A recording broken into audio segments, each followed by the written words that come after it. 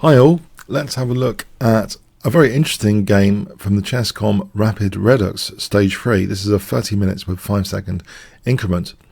Some of the openings are known from a human perspective to be sometimes favourable for one side, but it's interesting to have the top engines in the world test these openings. Here, Leela against Stockfish, the opening is after d4, knight f6, c4, c5, Benoni, d5, e6. This is the end of the book. Knight c3. So Leela on her own now plays knight c3. E takes, c takes, d6. e4, g6. And this 30 test network seems to have discovered by itself one of the most dangerous possible systems known against the Benoni. In fact, it's this system which historically kind of discouraged players like John Nunn. He got destroyed in one of the Olympiads with Kasparov playing this system with white, f4. My good friend Paul Georgiou has informed me that this is sometimes known as the flick knife variation. Very, very aggressive, dangerous for black. So it seems that Leela has discovered this from self-learning, which is an incredible achievement because, as I mentioned, e6 on move 3 was the end of the book. So to play this most critical line is very interesting. After bishop g7, and it continues with bishop b5, the right follow-up, bishop b5. This threat of the immediate e5 is extremely dangerous. Knight bd7 is known to just be worse for black after e5. White violently just tries to win a piece with e6, not minding queen h4 check. For example, this variation is known to be good for white. White is basically material up and big advantage. And another critical line in this line where black doesn't play check but instead takes here. White takes on d7 and we have this very interesting line where the rook's sacked, but white again ends up technically better here. So this is why after bishop b5 check it's thought that knight fd7 is the main move now, because knight bd7 seems to fall literally to e5. So we have a4, knight a6, knight f3, knight b4. Now Leela plays bishop e3, both sides castle, a6, bishop e2.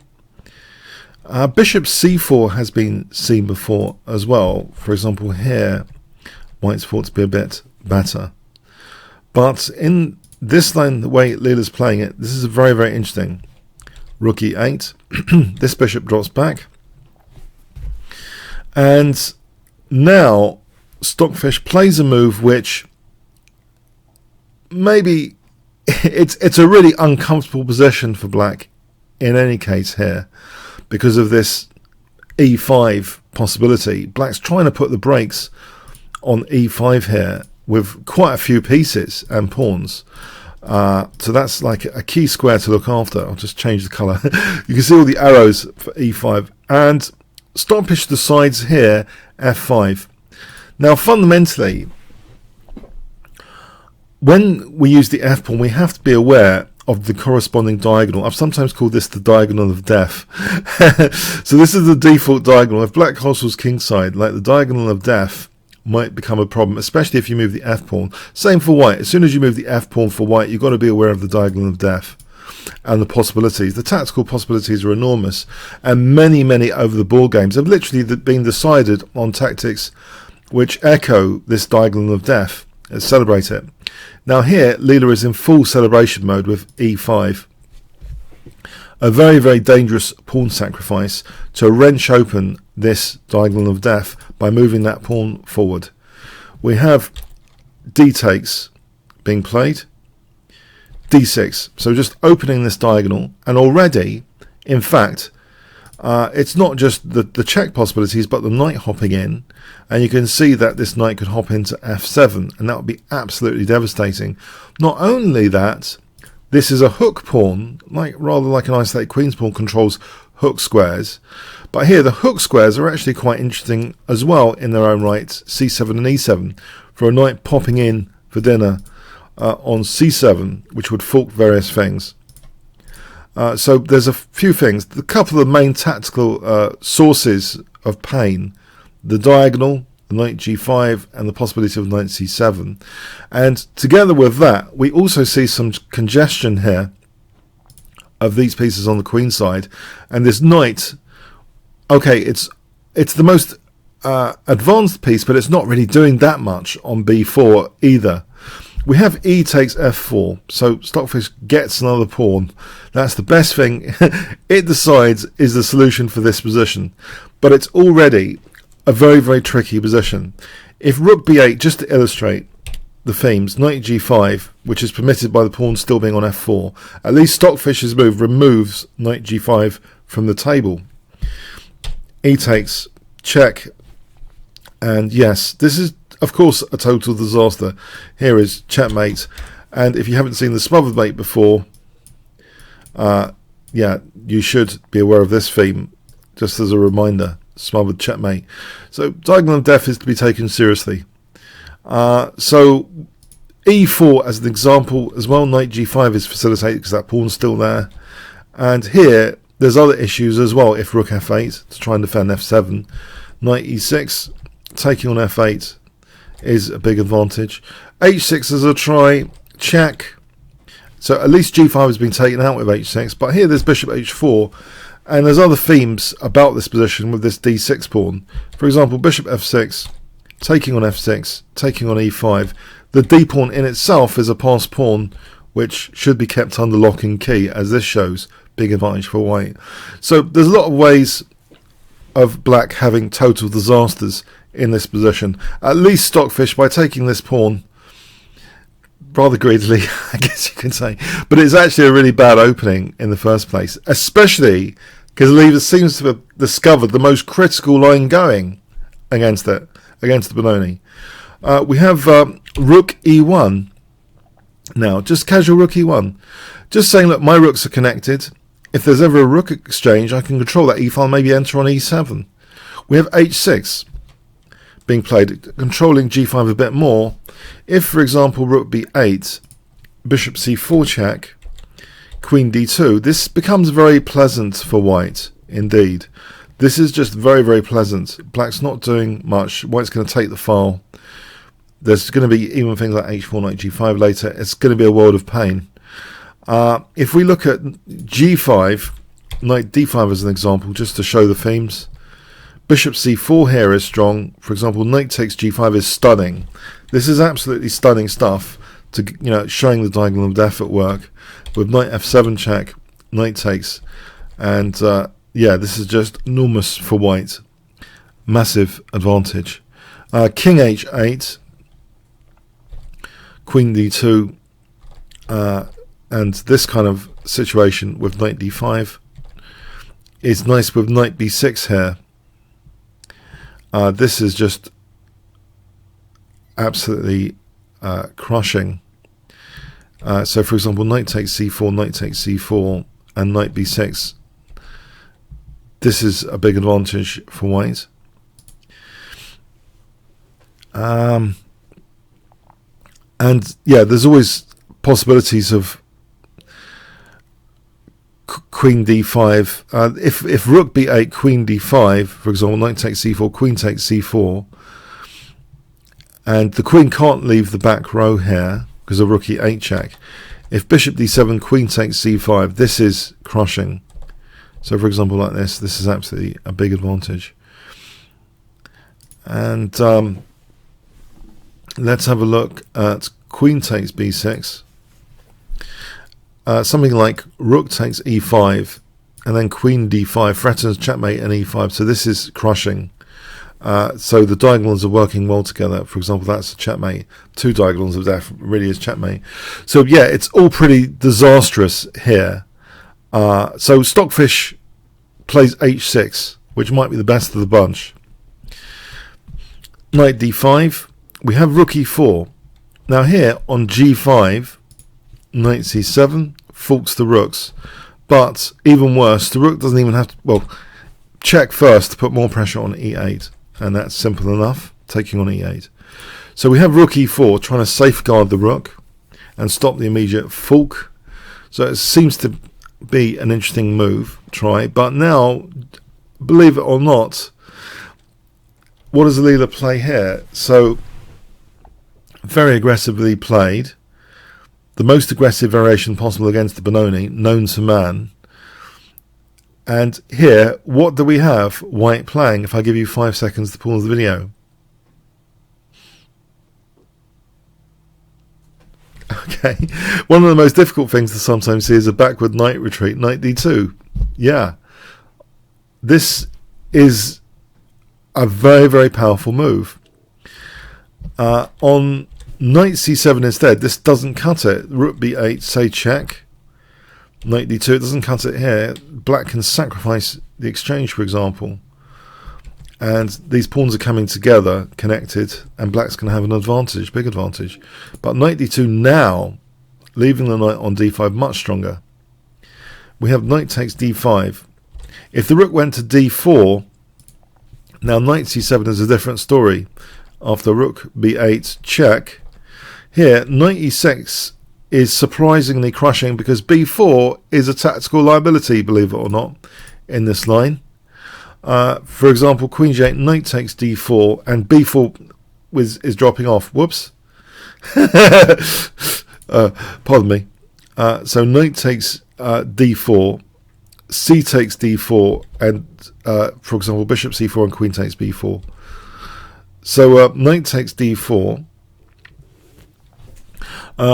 is absolutely crushing here. Yeah, on bishop takes d4, it doesn't help. Let's have a look at bishop takes d4.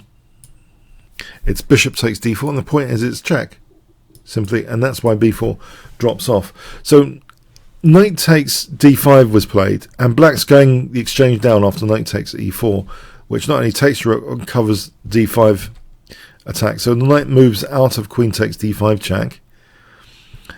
Just to have a look at this, put it on the board. Queen takes d5 check and queen takes e4, big advantage for white. The exchange up.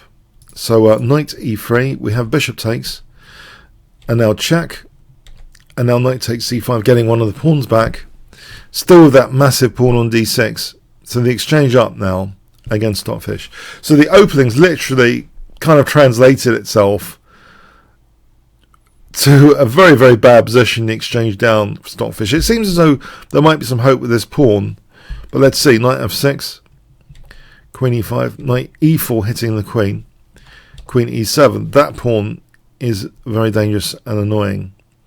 We have queen takes d6. It's taken out, but yep, there's still pressure on the black position. We have now g3, b4. The rook's quite harmonious. Rook c3 taking out, ready to take out e3 at leisure. Now f4 is trying to do something to get the f5 square, basically. So that's taken, getting the f5 square, protecting e3 for the moment. Bishop d3. We have knight e4, bishop g4, check, rook e1. Here, now bishop f1. And now rook c7, that's taken. E3 is still not taken here because of bishop d4. Okay, maybe it wasn't at leisure after black was a nuisance with that counter pawn sack. So it is taken back at the cost of b4, but still the exchange up. Check, check. So black now takes this actually. Rook takes. And protecting g6, that's targeted, protected, rook e4, encouraging the bishop to take, but then there's rook takes e7, so knight c6, king h3, king f6. Here, f5 takes away black's f5 square, or rather, temporarily, yeah, to get a rook there. Rook takes. And now bishop e2. So the plan now is to use this past h pawn. So the exchange up is this easy technique. Check. Now the knight goes back. That's taken out. And actually, I don't want to bore you too much, but this is move 59, the exchange up. And I think I've told you most of the interesting points about that Benoni flick knife variation. It's fascinating. It was kind of discovered by Leela just from self-learning. If she can do that with all the other openings, we might find some absolutely critical lines we didn't even know about. So in that way, the Leela project is starting to fulfill this idea of it being a kind of telescope for possibilities, a new exploration. This is a technique win for move 59. I can whiz with you the first 300 moves, and after that it's actually technically an issue. So let's have a look. I'm just whizzing through.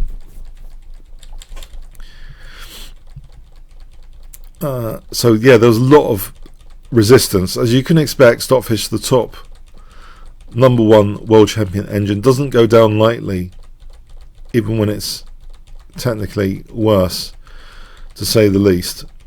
So the exchange down here after those pawns were eliminated, and yes, it looked for a while as if Leela's evaluation was sometimes going up and down, sometimes to less than +3, while Stockfish thought it was always massively advantageous to white.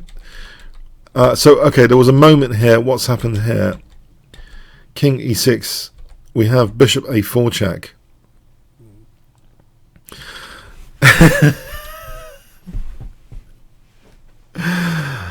Which is a bit of trolling, isn't it? It's because Leela knows that this is a table-based win. She knows it's a table-based win, so she gives up the bishop.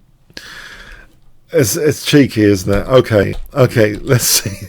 So this is a table-based win. The king's a bit far away from the h-pawn, so it's bishop and knight against rook with that kind of winning h-pawn, theoretically.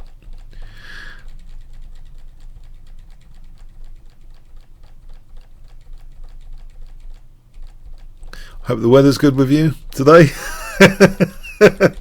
Hope you've been enjoying these computer chess tournaments. I certainly have. On 2 different sites.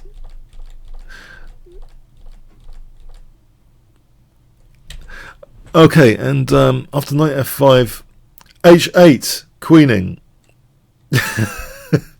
So we got queen versus knight and bishop. I saw a good sci-fi last night called Upgrade, where it recommended. So this AI took over. Well, I don't want to spoil it for you. Just check it out. You can get it on whatever, Upgrade. Check it out.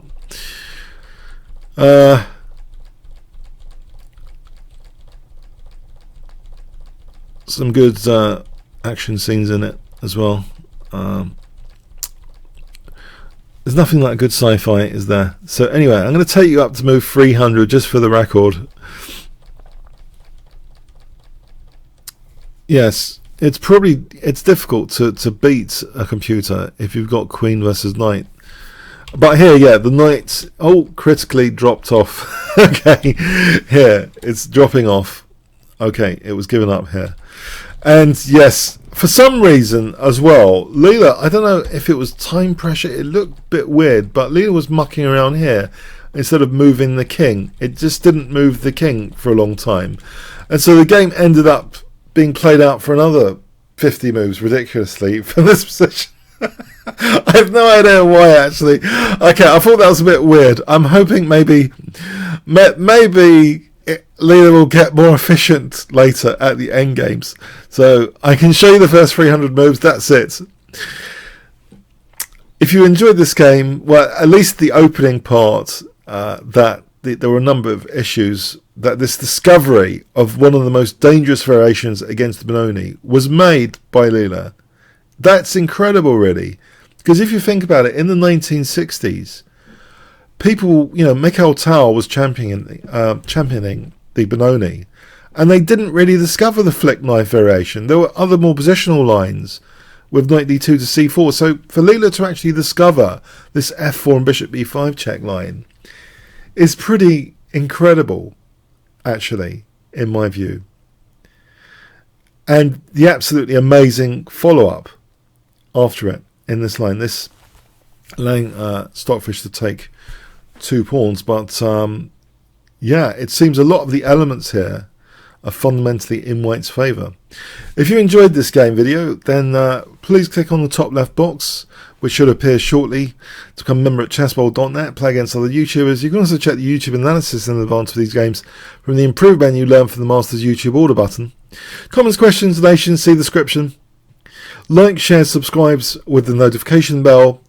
Appreciated. And also, there's a new pardon me, there's a new Teespring store. Check out the Form Pawn and Other Chess t-shirts. Thanks very much.